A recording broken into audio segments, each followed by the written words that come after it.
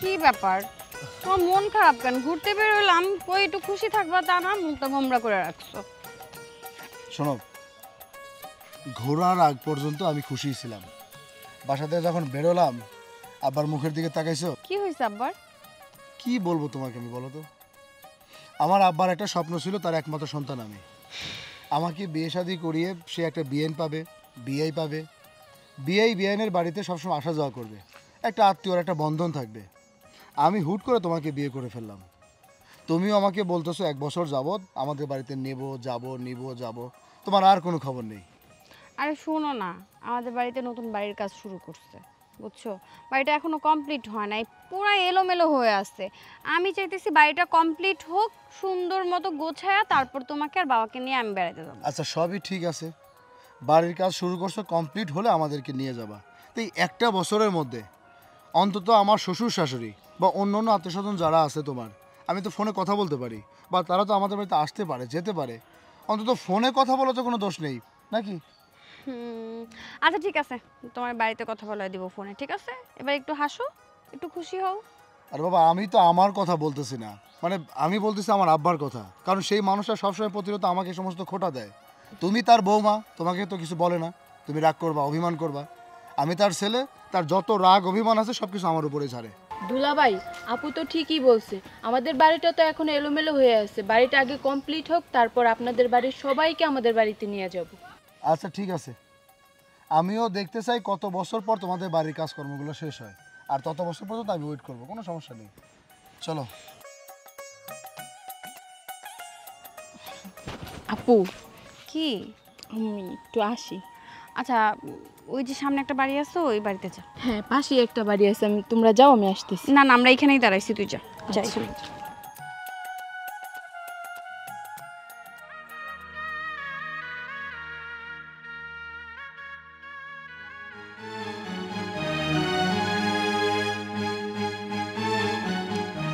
কি ব্যাপার, ওরা এতক্ষণ লাগতেছে কেন, বুঝলাম না।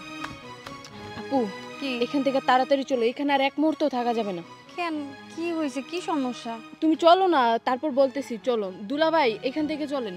তাই দাঁড়াও, তুমি দৌড়ে আসলে বলছো সমস্যা, এখানে থাকা যাবে না, চলে যেতে হবে। কি সমস্যা বলো আমাকে। আপু, তুমি একটু দুলাভাইরে বুঝাই নিয়ে চলো না এখান থেকে। ও যখন বলছে চলো এখান থেকে চলে যাই। আর বাবু, ও বললে তো আমি শুনবো না। ও কেন দৌড়ে আসলো, কেন এখান থেকে চলে যাবো আমাকে বলতে হবে তো। এটা তো আমার এলাকা নাকি, এখানে কি সমস্যা হয় না সেটা তো আমি জানি। আপু, তুমি দুলাভাইরে বুঝাই নিয়ে চলো না এখান থেকে। আচ্ছা, ও যখন বলছে চলো যাই। কি বলবো আমি তোমাদেরকে, মানে বলার মতো আমার কোনো অপশন নেই। বাবাজি, আমি গরিব অসহায় মানুষ, আমার শরীরটা অনেক খারাপ বাব। আমি কোনো কাজ কাম করতে পারি না, হাওয়া পানি আছে তো, আমার একটু সাহায্য করো না বাবা।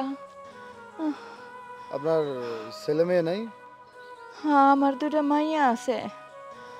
আমি অনেক কষ্ট করে মাইয়া 2টারে লেখাপড়া শিখাইছিলাম, কিন্তু তাগরে অনেক চাহিদা গো বাবা, তাগরে অনেক চাহিদা। ওই চাহিদা আমি পূরণ করতে পারি নাই গো বাপ। তাই হেরা আমার এই অসহায় মাডারে ফেলাই থুইয়া বড় লোকের পোলার লোকে বিয়ে হইয়া বড় মাইয়া গেছে গা, সাথে ছোট মাইয়াটারেও নিয়ে গেছে।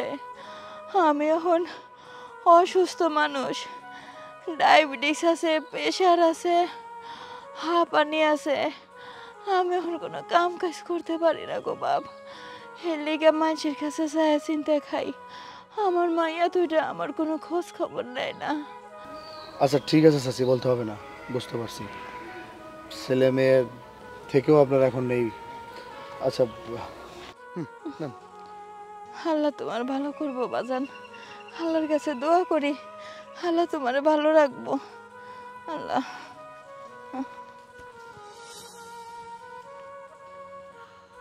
কি ব্যাপার, আমি একটা বিষয় বুঝলাম না। উনি ভিক্ষুক মানুষ, আমার কাছে ভিক্ষা চাইলো, তোমরা 2টা বোন ওইদিকে তাকায় রইলা। মানে আজকাল ভিক্ষুককে দেখতেও কি তোমাদের কষ্ট লাগে? তোমরা না, মানে কি বলবো। না মানে, ওনাকে দেখে অনেক অসহায় মনে হয়েছিল তো, আর অসহায় মানুষ দেখলে আমার খুব খারাপ লাগে, এর জন্যই আমরা একটু ঘুরেছিলাম। আচ্ছা ভালো কথা, তুমি না ওই বাড়িতে গেলা, তুমি তো যাওনি। আচ্ছা তুমি তো দৌড়ে এসে বললা যে একটা ঝামেলা হয়েছে, তাড়াতাড়ি এখান থেকে চলো। মানুষের ঝামেলাটা কি? ইয়ে না মানে আমি যাইতেছিলাম তো রাস্তার মাঝখানে দুইটা ছেলে আমার পিছ নিছে, তাই আমি চলে আসছি। বুঝতে পারছি। এটা আমার এলাকা না, এখানে বলার মতো কারো কোনো সাহস আছে? তোমার কথাবার্তা বললে দেখা দাও তো দেখি। আচ্ছা চলেন। এই শোনো, আমার না মনটা জানি কেমন করতেছে, আমার এখন যেতে ইচ্ছা করতেছে না। চলো না আজকে না যাই, আমরা অন্য কোনো দিন যাবো না। আরে বাবা, যাওয়ার উদ্দেশ্যে কতক্ষণে রাস্তা হেঁটে আসছে তুমি জানো? আরেকটু গেলে তো আমরা পাবো নাকি? শোনো, আজকে না যেতে ইচ্ছা করতেছে না, আজকে না যাই, আমরা অন্য কোনো দিন যাবো না। হ্যাঁ দুলাভাই, আজকে সত্যিই খারাপ লাগতেছে, আমরা অন্য একদিন যাবো না। আচ্ছা ঠিক আছে, যেতে যেহেতু চাচ্ছ না আর কি করা, ফিরে যাবা, চলো। চল।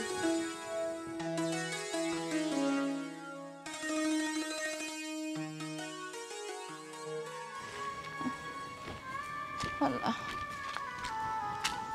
গলাটা শুকাই গেল। ভাইজান একটু দাঁড়াবেন? কি ব্যাপার বলেন? ভাইজান, আমি অনেক দূরের থেকে আইছি, এই এলাকায় কোনোদিন আহি নাই। আমি গরিব মানুষ, আমি একটু সাহায্য সহযোগিতা চাইতেছিলাম। আমি খুব অসুস্থ ভাই, আমার একটু সাহায্য করবেন? আপনার কোনো ছেলে নাই? না গো ভাই, এখন আমি কোনো কাজ কাম করতে পারি না। হোগো বাপে হোগো ছোট রেখা গাড়ি অ্যাক্সিডেন্ট করে মরে যাওয়ার পরে আমি অনেক কষ্ট করে মায়া দুইটারে বড় করছি। কোনোদিন বুঝতে দেই নাই যে ওগো বাবা নাই। কিন্তু ভাইজান জানেন, মায়া দুইটা যত বড় হইলো, শহরে থেকে লেখাপড়া শিখলো, তারপরের থেকে না ওগো চাহিদা অনেক বাইরে গেল। আমি গরিব মা, পারি না ওগো চাহিদা মেটাইতে। ভালো ভালো জামা কাপড় চাই, খাওয়ান চাই, বড় লোকের পোলাগুলোকে বিয়ে হইতে চাই, আমি কেমনে দিব? তাই বড় মাইয়া এক বড় লোকের পোলার লগে বাইকে যায় বিয়ে করছে, সাথে ছোট মাইয়াটারও নিয়ে গেছে। আমার কোনো খোঁজ খবর নেই না ভাই, আমি জায়গায় জায়গায় সাহায্য চাই আর মাইয়া দুইটারে খুঁজে বেড়াই। আল্লাহ এখনো মিলাই দেয় নাই। মরণের আগে একবার হইলো মাইয়া দুইটার চেহারা আমি দেখবার চাই ভাই। থাক থাক, আর কান্নাকাটি করতে হবে না, আর কষ্টও পাইতে হবে না। আমি জানি আপনার মনে খুব কষ্ট। আসলে আল্লাহ সবার ভাগ্যে কিন্তু এক দেয় না। এখন কথা হলো যে আপনার মুখ দেখে বোঝা যাচ্ছে যে আপনার খুব ক্ষুধা লেগেছে। আশেপাশে তো বাড়িঘর নেই, আপনি দয়া করে আমার সাথে আমার বাড়িতে চলেন, যাই আছে চারটা ওখান থেকে খান। আমি দোয়া করি যাতে আপনার সন্তানদেরকে আপনি খুঁজে পান। চলুন, আমার বাসায় কাছেই। ও ভাইজান, আসলে আমার অনেক খিদা লাগছে, আমি চলুন। আপনার ভালো করব। আসুন।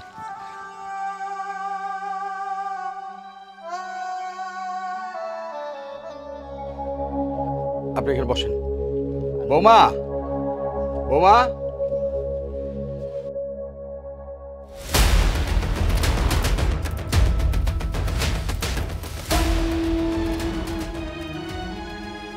এই বৌমা, দেখছেন আপা, দুঃখ শুধু আপনার না, দুঃখ কিন্তু আমারও।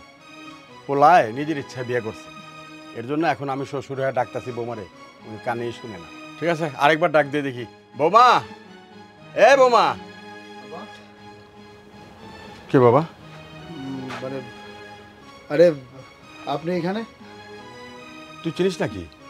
ওনার সাথে রাস্তা আমার দেখা হয়েছিল, ও ওই সাহায্য ছিল, কিছু সাহায্য দিলাম, ওনার পরিবারের কিছু কথা আমাকে বললো। আচ্ছা, বেচারি খুব গরিব, আর ভিক্ষা চায় তো রাস্তায়, ক্ষুধা লাগছে অনেক, ও হ্যাঁ, তাই আমি বাসা নিয়ে আনলাম। এই যে বৌমাকে ডাকতেছি, বৌমা শুনেই না। কি বলো, ওরা কি ঘরে নাই নাকি? ওরা তো আমার আগে আসলো। আমি বলতে পারি না বাবা, ওনার খুব খিদা লেগেছে, দেখ না একটু ডেকে। আচ্ছা ঠিক আছে, আমি দেখতেছি।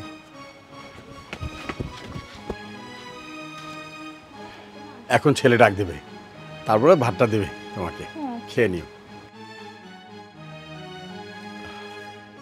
কিরে বাবা, আয় না তাড়াতাড়ি, উনি তো কাহিলেও যাচ্ছে খিদায়। সোহেল, এদিকে আসো। দাঁড়াও। কি ব্যাপার বৌমা?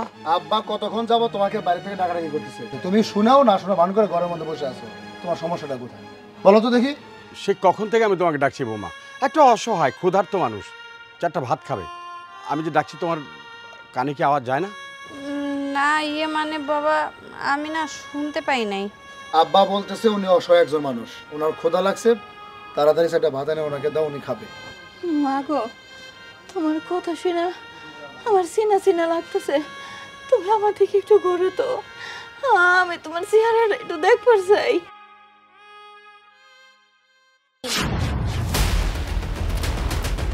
নিপা,